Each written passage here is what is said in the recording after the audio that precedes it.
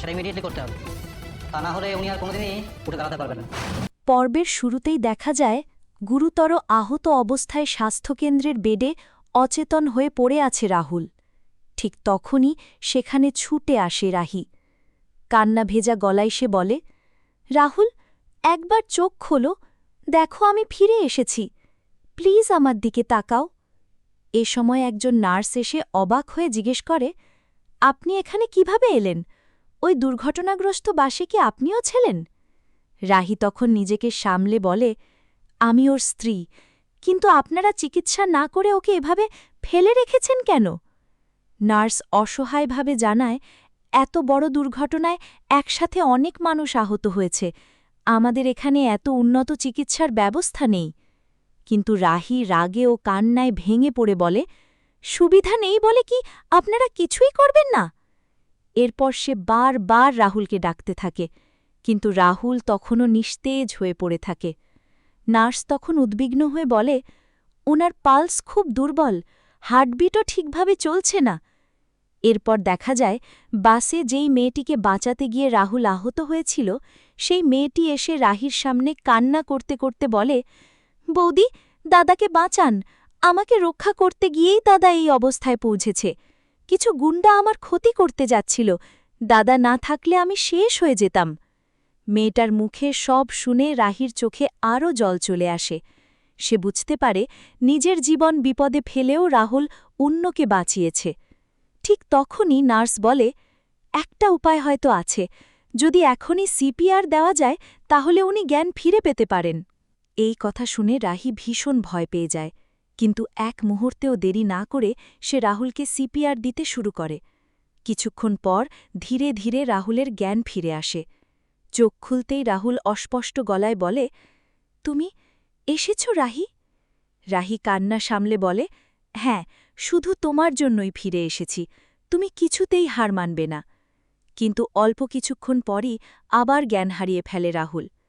এরপর ডাক্তার এসে পরীক্ষা করে বলে, আমাদের এখানে প্রয়োজনীয় ব্যবস্থা নেই, ওনার পায়ে মারাত্মক ইনজুরি হয়েছে, খুব দ্রুত অপারেশন দরকার, সময়মতো সার্জারি না হলে উনি হয়তো আর হাঁটতেই পারবেন না, এমনকি পা কেটে ফেলতেও হতে পারে।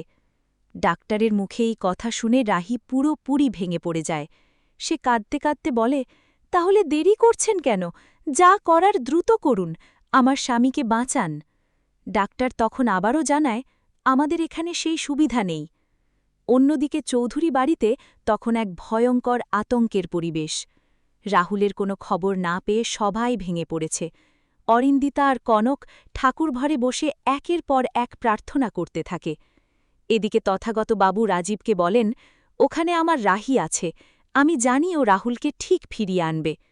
কিন্তু কনক ভয় মেশানো গলায় বলে, আর যদি না পারে? তখন তথাগত কঠিন গলায় বলে, যদি রাহুলকে সুস্থ অবস্থায় ফিরিয়ে আনতে না পারে তাহলে রাহিও আর এই বাড়িতে ফিরবে না। এরপর আবার দৃশ্য যায় স্বাস্থ্যকেন্দ্রে। রাহি তখন মরিয়া হয়ে সবাইকে বলছে, আমাকে একটা অ্যাম্বুলেন্সের ব্যবস্থা করে দিন, আমি আমার স্বামীকে কলকাতায় নিয়ে যাব। ডাক্তার তাকে থামিয়ে বলে, বাইরের পরিস্থিতি খুব খারাপ, প্রশাসন রাস্তা বন্ধ করে দিয়েছে, এখন বেরোনো অসম্ভব। কিন্তু রাহি কোনো কথাই শুনতে চায় না। সে বাইরে বেরিয়ে সংবাদ মাধ্যমের লোকদের অনুরোধ করে বলে, আমার হাজবেন্ডের অবস্থা খুব খারাপ, ওকে এক্ষুনি কলকাতায় নিয়ে যেতে হবে, দয়া করে আমাকে সাহায্য করুন। প্রথমে সবাই দ্বিধায় পড়লেও রাহি যখন বলে, রাহুল রায় চৌধুরী দেশের একজন টেনিস প্লেয়ার, সময় নষ্ট হলে ওর ক্যারিয়ার শেষ হয়ে যেতে পারে, তখন সংবাদ মাধ্যমের লোকজন সাহায্যের আশ্বাস দেয়। এরপর রাহি ডাক্তারদের বাধা উপেক্ষা করে স্ট্রেচারে রাহুলকে নিয়ে বাইরে আসে। ঠিক তখনই পুলিশ বাধা দিয়ে বলে, ম্যাডাম, ওপরের নির্দেশ ছাড়া এখন কাউকে বের করতে পারব না। রাহি কান্না জড়ানো গলায় বলে, আমার স্বামীর যদি কিছু হয়ে যায় তার দায় কে নেবে? আপনারা বুঝতে পারছেন না, সময় খুব কম, একজন খেলোয়াড়ের জীবন শেষ হয়ে যেতে পারে। রাহির এই অসহায় লড়াই দেখে শেষমেশ পুলিশও নরম হয়ে যায়। একজন সিনিয়র অফিসার বলে, আমাদের দেশের মেয়েরা স্বামীর জন্য সব কিছু করতে পারে, আপনাকে আর আটকাব না, আমাদের গাড়িতে চলুন, আমরা সাহায্য করছি। এই কথা শুনে রাহির চোখে যেন আবার আশার আলো ফিরে আসে। সে কৃতজ্ঞ গলায় বলে, আপনাদের অসংখ্য ধন্যবাদ। এরপর পুলিশের সহায়তায় রাহি রাহুলকে নিয়ে কলকাতার উদ্দেশ্যে রওনা দেয়।